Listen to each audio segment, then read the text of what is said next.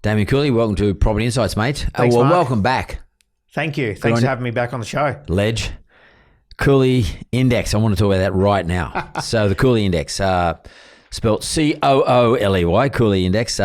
This is the March index, so Sydney Metro.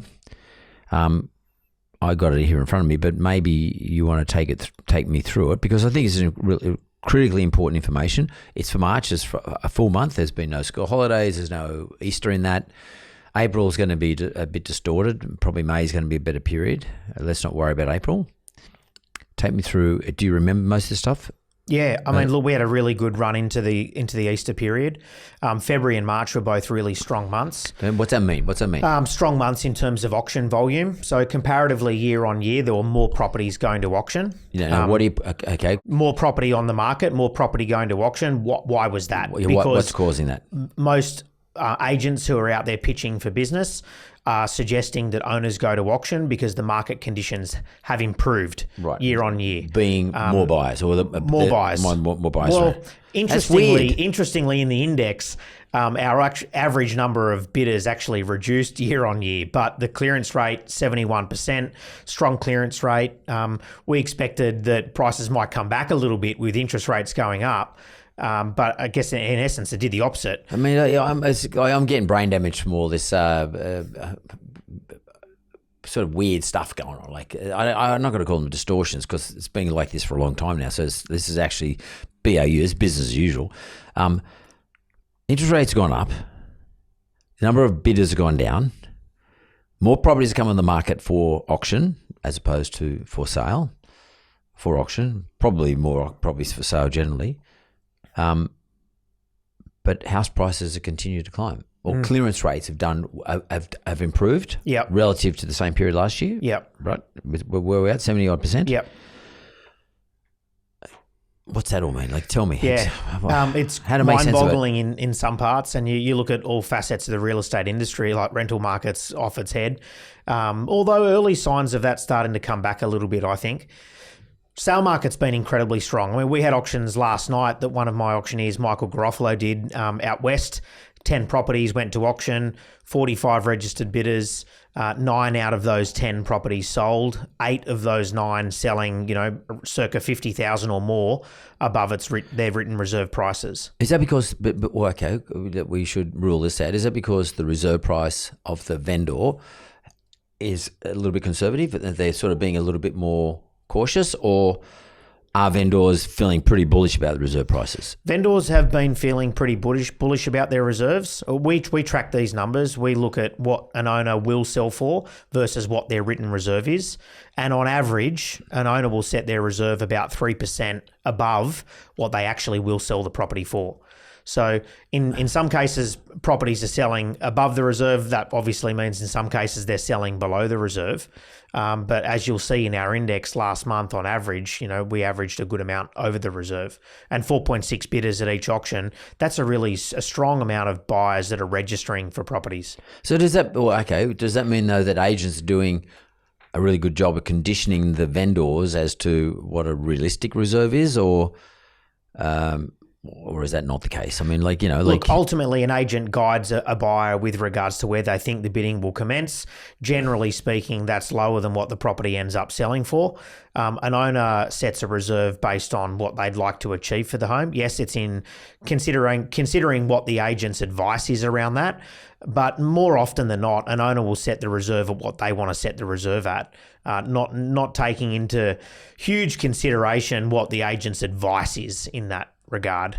So, and given that vendors are picking up the newspaper like everyone else does, and we don't pick up newspapers anymore. We read about it online, but and they're obviously attending dinner parties, and they go to the footy and the barbecues, and everyone's talking about how hot the market is.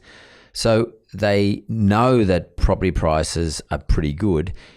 Do you think that's the reason why the number of properties that are getting put up for sale and/or auction I should say, sale by auction, is higher at the moment because they're saying, you know what, the market's pretty bloody healthy. I'm going to get a good price. Yeah, more property goes to auction when market conditions are favourable for owners. No doubt that's about right. it. That's right. So, yes, auction volume is up, and that is 100%. Auction conversation, real estate is a hot topic on the dining room table of mums and dads sitting at home every single night of the week, or dinner parties, like you say at the footy. Everyone has an amazing fascination with real estate and what's happening. And, you know, people are out there week in, week out inspecting property, whether you're actually actively looking at buying or not. There's most likely a home for sale in your street. Maybe it's going to auction and that's being inspected by neighbours, and it's hot topic right now. So I've often wondered what all these vendors are doing. So I'm a vendor and I sell something for $5 million, you know, like it's, you know, and by the way, $5 million doesn't have to be a fabulous house. It can be, you know, a reasonable house and probably a pretty good area with lots of amenities, etc. Let's say we're talking about Sydney. What are they buying? I mean, do you have this sense of this? Are they buying something else? Are they packing up and going overseas? What are they doing? Some are downsizing. So some people are selling, you know, the big home in the eastern suburbs and buying a smaller home in the eastern suburbs of Sydney. You know, they might be selling for 10 million and buying something for 5. They might be selling something for 5 and buying something for 15 or 20. And don't underestimate the generational wealth that's being transferred right now. You know, a lot of people How do you mean? Like people who are passing away, who are leaving money to their kids, people who are helping their kids get into the real estate market. There is a lot of that going on at the moment. I think there's a lot of generational wealth being transferred and will continue over the next, 10 years. No Parents doubt and about grandparents it. Passing away Yep. and they've accumulated something their whole life. Yep. Been living there for 30, 40 years. Correct. And the kids are now picking up the benefit of that. Yep. These people were buying houses in, Bellevue Hill for $1 million or $1.5 million. And these houses are, might be selling for anywhere between 10 and 20 million now. Yeah. And in some cases, 40 and 50 and $60 million. So that wealth is being transferred into younger generations. And that's being then reinvested into property. So do you ever sit down and try and make sense of where the buyers are coming from? So, like I was just talking to Drew from Brisbane, who sort of operates in Ascot and under, which are pretty good areas in Brisbane, equivalent to, Bellevue Hill, etc. Yep. And he was talking about, property selling there for $8 and $9 million, which is like unheard of in previous periods. And I say, where are they coming from? He said, well, a lot of them come from Sydney and Melbourne. So I don't know where it starts and stops. I just can't get my head around where all the buyers are coming from. Sure, some people some entrepreneurs made some money. I get all that stuff. Maybe some people, not everyone's got family leaving lots of money, but some people, is getting left money from their generational wealth. Not many people can borrow more than $2 or $3 million. Like, as I know, because we're a lender. Where are these buyers coming from buying $5-6 million properties? And by the way, they're doing it with no fear. No fear. Absolutely no fear. Yep. They're bidding hard. You see them. Yep. I think that there is a lot of wealth that, as I said, that's been transferred. Like the people that I see in the auction room that are buying $5 to $10 million houses, they're not old people. They're young, relatively young. They're successful in business. Maybe mum and dad have helped them get into a house previously and they're using the equity out of that property, and maybe they have no debt on their equity in that, or they have full equity in that home and they're transferring it into a bigger place.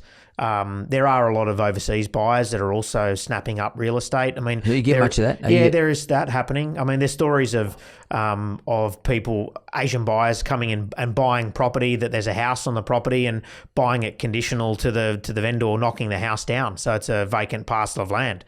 Really? And they knock the house down and they buy the property, and that's how they settle. So, and then they can just have it sitting there as a condition of buying.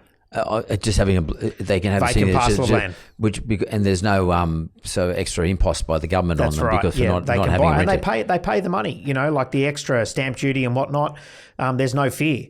I think from the real estate perspective, particularly in the eastern suburbs, and it is an intricate market. There are micro markets all around Sydney.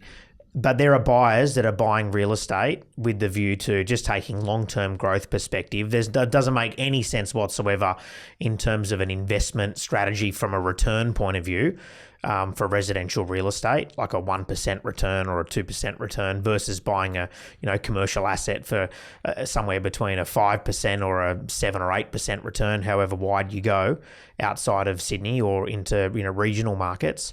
But they're looking for the growth. And I think that whilst we all try and sit back and say, why is this happening? And look for reasons why it can't continue to happen, I'm probably more of the view and resigned to the fact that it will continue to happen. And this is the new norm for Sydney real estate. Do you ever get worried, Damien, that you'll get shocked? In other words, there'll be some abrupt change. I mean, you couldn't get much more abrupt change in interest rates. I mean, it's not like interest rates are going to go up another 2 or 3%. They've already gone up a lot and fast and quickly. And we're either in the whole period or getting towards a down period. So it can't be interest rates that's going to cause this issue. It's not like there's going to be a whole lot of new supply of properties like in Paddington or.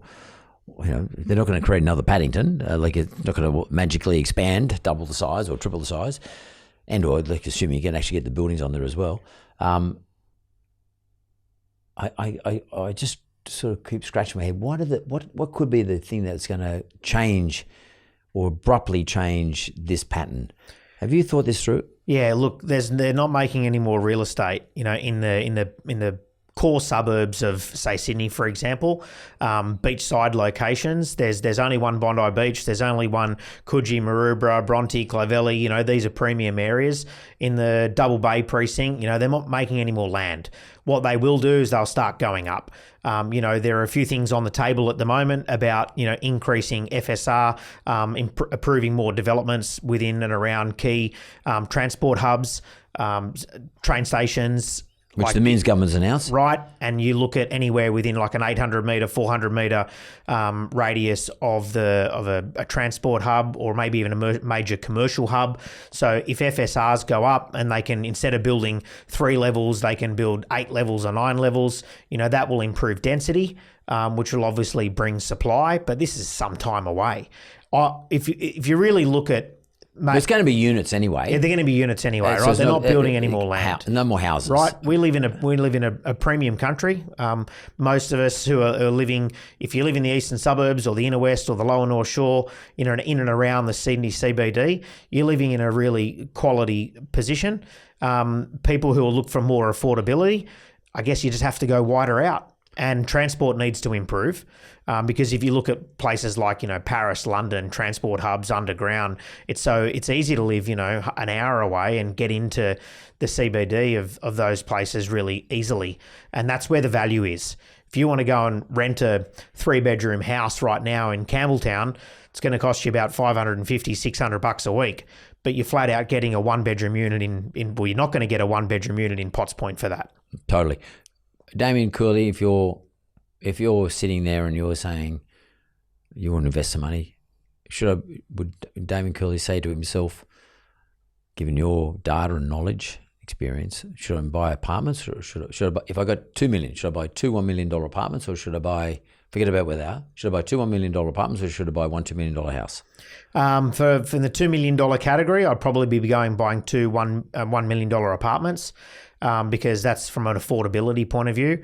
If you've got the wedge to go and buy a $2 million and it's a good home, it doesn't have to be good in terms of like brand new, but a house, I'd rather buy land than an apartment. I do think that we're going to see more apartments increase in value now, where it has been a market very much for owner-occupiers and very much for houses. Land will go up more than airspace. Land will go up more than a renovation. I always say to people, look at the things that you can't change.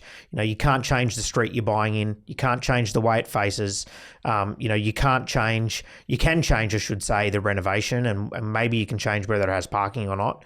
But those key things that you can't change, they're more important than anything else. And you can't change the amenity either. Is it close to the beach or is it close to schools or close to transport? The position that you're buying in. Yeah, so I'd rather buy premium real estate than something that I think is cheap. Yeah, for example. That's interesting. And but in terms of building a portfolio, do you think that people should try and balance a portfolio out a little bit? Like what I mean by that is balance it out by by region, by type. So leave commercial out. But just talk about residential portfolio. Should I say, look, maybe we should get an apartment in the city, perhaps, or in the city, or close to the city, Surrey Hills, or one of those sort of areas. But at the same time, I should maybe over time get a property in the west suburbs of Sydney because Parramatta's growing really fast. Maybe get a house, etc. Like, should they have diversity, or should you just go for houses? Look, I'd like to try and buy what owner-occupiers are buying. Because an owner-occupier buyer is a stronger market for resale than an investor is, may well be. We saw a lot of investors flee the market when interest rates went up and, rents weren't very strong at that point. Rents have to catch up for those investors to be coming back into the market, and to a big degree that has taken place. But if I'm somebody who's looking at, starting an investment portfolio, it does come back to affordability and what you can actually afford to buy and start your portfolio. Most people go and buy an apartment, or maybe a second apartment. They might go and buy a single-fronted little cottage in Crow's Nest, for example, where they go and buy that. Now, even those properties are pretty expensive right now too. Totally. You're spending $2.5 million, $2.6 million. I saw one last Saturday, had a reserve of I think $2.25 million, sold for $2,850,000. Wow. 2-bedroom, unrenovated cottage, Crow's Nest on West Street. Strong prices. So if you can afford to buy that, I'd rather buy that than a 1-bedroom unit, and you're going to get a better return on the 1-bedroom unit in terms of the rental income. If you're starting a portfolio, apartments, single-fronted homes, they're really good. If you've got an established portfolio, you're trying to look to buy blocks of units. So you're trying to look to buy properties that might have some sort of mixed-use zoning that you might be able to get some upgrade in terms of uplift, I should say, in terms of development opportunity. You might be looking at optioning up, terraces and maybe knocking them down and putting a block of units. So as your property investor journey continues, you look for different types of assets. Do you hold like little seminar talks and things like that? Because funny you should say, because a bloke comes to me the other day and he got referred to me by a friend of mine who's a friend of his too, and he's on good money. Him and his wife are on very good money, and he's got a house. He's got a reasonable mortgage on it, but he has a fair bit of extra borrowing capacity left. And he quite frankly doesn't know where to buy or what to buy. It's amazing. A number of people really good at what they do, but have got zero idea about property other than I want to live in this house. That's where we want to live. Yep. They know the area they want to live because it's maybe near a school where their kid goes to school, their family live, or their mates are.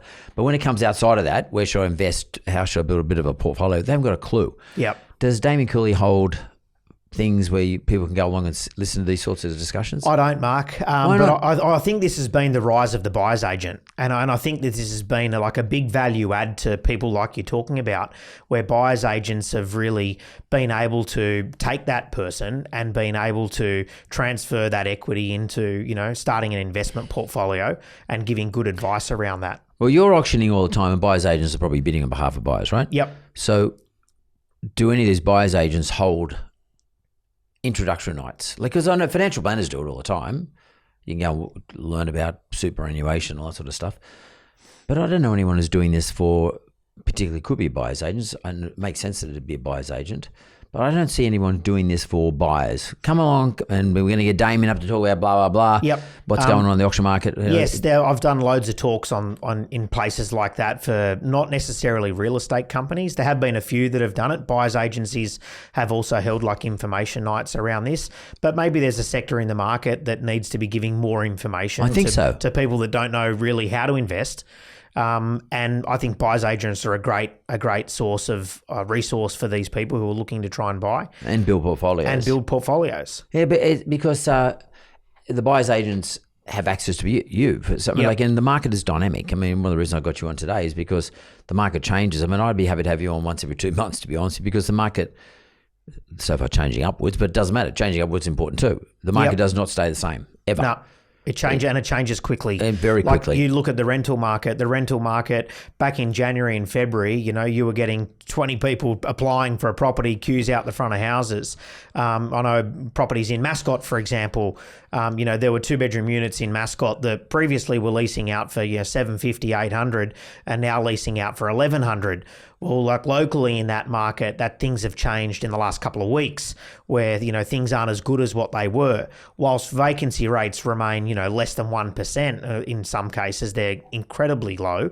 There is a little bit of give starting to happen in the rental market right now. So it is very dynamic. It is. Things change quickly. And how do you tap into, apart from attending auctions every week, how do you tap into these things? What is your cohort of people you talk to? I mean, it's constant conversations, Mark, with clients. I've done you get booked for an auction day. There Yep. might be 10 different vendor agents. Yep. Coming in. Yeah, look, we've been in business for 20 years, 75,000 auctions over that time. Wow. Myself, I got to the point where I was doing, almost 2,400 auctions. So in order to do that, I've got a lot of clients and I'm speaking to a lot of agents every day. And I don't just talk about what's happening in the sale market. I ask them what's happening in the rental market. I ask them how business is generally. And because we have such a broad spectrum of agent that we sell for right across Sydney, and that's not just Metro, Newcastle, Wollongong. Newcastle and Wollongong, for example, haven't caught up to Sydney, and they usually trend about 6 to 9 months, I think, behind what Sydney's doing. So my agents in Newcastle and Wollongong are always asking me how's Sydney, what's happening, because they're looking for that follow-on effect. So I think it's, talking to a lot of people gives me good insight into what's happening mainly around New South Wales, and just asking the right questions. It's interesting you say about Newcastle. I was up there the other day, and for some, my family have got a little development going on up there. Not me, my sons, and I've never even been to this particular place, Merriweather. Yep, and, good spot. Yeah, Great spot. And we have a property there, and as I said, I've never been there. And I went there to see a mate of mine who's got a house there. I didn't even know it was in Merriweather because I went with another friend and we went at night time. We went up to watch the Newcastle Knights play the Roosters, and we got there at night. And my mate said, let's go visit so and so. And so I just followed him. It was all dark, so I couldn't see the beach or anything. We went to his house. He had a nice little bungalow. Yep. Whatever that period is, 20s, 30s, bungalow, brick place, nice. He just bought it, did it up, beautiful inside, put a little pool, a bit of landscaping at the back. And I said, where are we? What's up? He said, Merriweather. I said, really? I got a property here somewhere. And we started talking about it. And I said, what do you reckon your house is? He told me what he bought it for. And I said, what do you think your house is worth? And he told me, my God, I got a sort of shock of my life. It was nearly $3 million. Yeah, I thought you might have said a bit more. No, it's the smallest block land you've ever seen. It was like a stamp. Yeah. You got this little bungalow sitting on a stamp. Yeah. And, a little bit of a backyard and a pool and everything, but it was very nice inside. But Merriweather's a premium spot. Surf club's a really good place to be as well. But it's a great part of Newcastle, Merriweather Beach. I can't believe, Damien, how Newcastle is on fire. Yeah, on fire. And a lot of developers, don't worry, are moving up into that Newcastle market. I mean, it'd be good to be able to see the travel time from Sydney to Newcastle reduce. Well, it only took me. I came back late at night, but it took me 2 hours and 5 minutes or something like that. And I got back to these suburbs. So it was a pretty easy trip. I mean, Good run of the late North at night. Connects, whatever you call it. Exactly. No traffic, nothing. Yeah, I do it once every 2 weeks. Do you? Yep. So exactly. Go cross City Tunnel, straight out along on the North Connects, and that hooks up to the M1, and then you're in Newcastle. Is Wollongong doing as well as that? Wollongong's doing well. Yeah, Wollongong's a shorter run again. Like Wollongong's only about an hour and a quarter, hour and a half. And that market's doing well enough, not doing as well as obviously what Sydney is. And I'd say Newcastle's probably doing a bit better than what Wollongong has been doing. But Wollongong's a great place to live, better affordability. And I think as people look to either buy or rent, affordability plays a big role in this. And we're seeing more people moving away from Sydney into places like these regional areas. Well, cities really, Newcastle and Wollongong. And also they have extraordinarily low vacancy rate, Newcastle, and one of the lowest unemployment rates in the country. Not many people probably realise that, but Newcastle's killing it. Yep. As an area. And now all of a sudden I've realised I've got money involved in there, so I've started to think about it a little bit. And my sons are no longer just telling me what's going on. I'm actually asking questions about the area. And I'm really bullish Central Coast more so, but Yep. it's just out of control. Yep. It's much more expensive. Yeah, well, we saw a lot of COVID purchases go to the Central Coast and Newcastle and Wollongong for that matter as well. But Central Coast was a lifestyle asset buy for many people during that COVID period. Get out of Sydney. Yep. But the prices there are just unbelievably good Yep. in favour of the Newcastle, in favour of the Central Coast people. Well, Damien, as usual, it's as I said, I'd be happy to get you on every 2 months. I said to the boys, I said, get Damien Cooley. I follow you on Instagram. I keep seeing the stuff, but I think, my God, I've got to get him in. I'd like to have a longer talk with you, but in the interest of time, I'm going to let you go today. But mate, thanks so much. Mark. I really appreciate it. My pleasure. And our mate Tommy says hello. Good. Thank you.